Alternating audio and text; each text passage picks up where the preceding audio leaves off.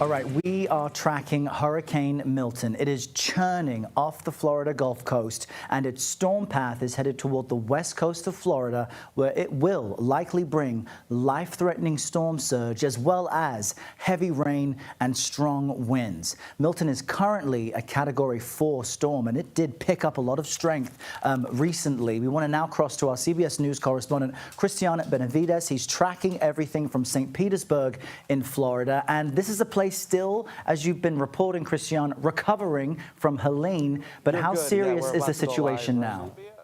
Yeah. Errol, at this point, you can just take a look at what this area looks like. We're in St. Pete Beach. This is a barrier island community. There are still folks here, as you can see. We spoke to a woman here, Suzanne, who is currently evacuating. She mentioned to me, she walked me through her experience.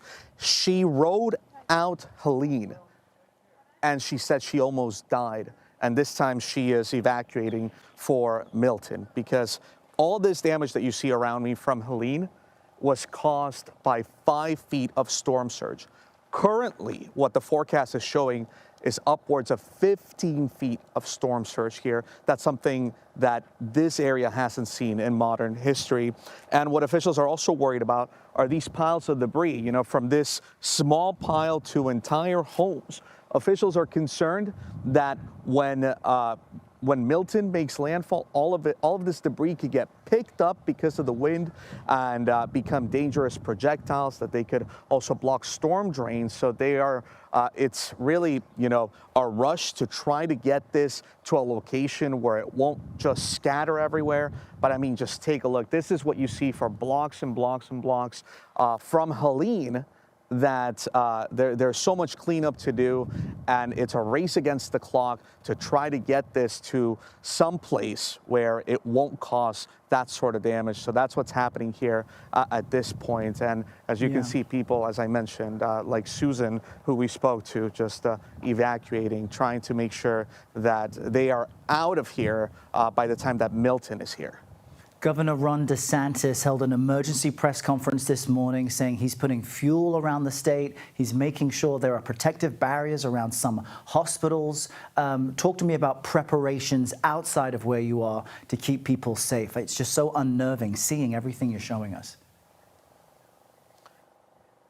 Yeah, well, you know, people are trying to prepare, but you got to remember Tampa is such a low-lying area that practically, you know, a huge chunk of Tampa proper, downtown Tampa, all of that has to be evacuated. And here's the thing, Errol, you've got so many folks that already had to leave and find shelter elsewhere in places like hotels, anywhere, because of Helene. And now you've got Milton, so you don't have a lot of places to go.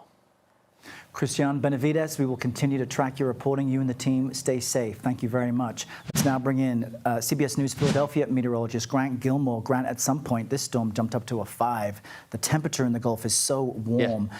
Let us know what to expect where it is now.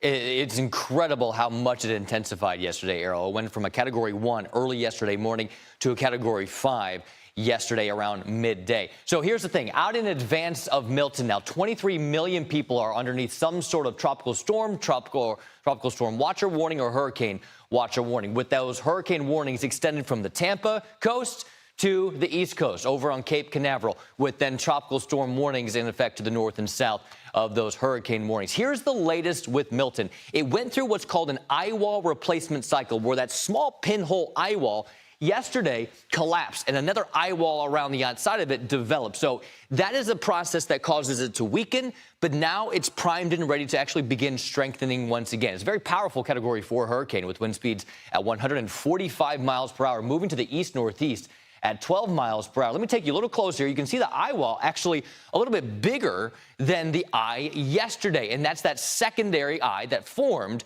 And now it's ready to start strengthening again as it moves over those warm waters in the South Gulf of Mexico. Here's one thing about Milton that's very different from Helene. It's actually much smaller. Those tropical storm force winds extend out 105 miles from the center of the storm, whereas Helene, those tropical storm force winds extended out over 300 miles from the center of the storm. The hurricane force winds, those Category 4 and 5 force winds, only extend out about 300 miles, or rather 30 miles from the center of the storm. The thing is, though, those winds and that wind field are expected to expand as we go through the next couple of days. And we expect those tropical storm force winds to begin to hit Florida sometime tomorrow around midday. So that's the amount of time that we've got for everyone in Florida to gradually get their preparations in order and then hunker down and get ready for the worst of those conditions. Those are the winds and then the surge. That is the most immediate concern and life-threatening concern along the coast, especially in Tampa Bay, where the forecast is for now between 10 to 15 feet of water being pushed onto normally dry ground. That's why we've got all those evacuations in place across many of those coastal communities across the west coast of Florida. In fact, you even have some surge concerns all the way up into portions of South Carolina as the storm moves across the state of Florida and then starts to throw some of that water from the Atlantic back onto the southeast coast.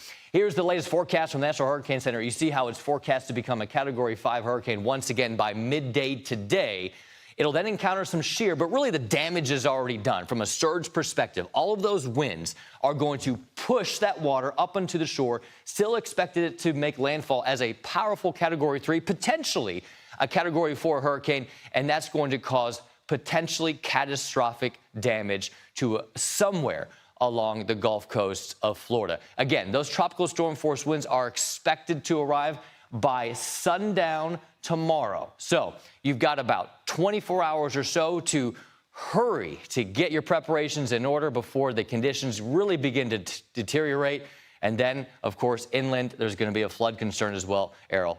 Some places could pick up over a foot of rainfall, generally north of the center of the track. More on Milton coming up in just a bit. Grant, this is when technology could save people's lives. If they're in Florida, please listen to Grant, listen to Governor DeSantis, pay attention to the evacuation orders. We'll get another update from you before the hour is out. Grant, thanks so much. And as you might imagine, air travel across the United States is expected to be impacted by Hurricane Milton. This storm quickly approaching. CBS News New York reporter Elijah Westbrook is following that story for us from nearby at Newark Liberty International Airport. Elijah, what are you seeing? And good morning. Well, I hate to be the bearer of bad news, but if you're someone who is traveling down to Florida either today or tomorrow, your flight will likely be impacted in some form or fashion. Nearly every airline has put out a travel advisory urging folks to take advantage of their cancellation policies, because in some cases you are eligible for a full refund. And of course, this is because of that looming storm that is now inching closer to Florida. We also want to mention that multiple airports are set to close because of this hurricane. Tampa Airport, for instance, will shut down at 9 a.m. and is expected to remain closed until further notice. We also see here Sarasota Airport will close at some point this afternoon. And then as we look ahead to tomorrow, Orlando and Fort Myers airports will close in the morning. These are major airports, and because of this looming storm, there's just no way of really getting around it. So it's best at this point to check in with your air carrier to make sure that you're able to get to your destinations. As the latest at this time from Terminal B here at Newark Airport, Elijah Westbrook, CBS News New York.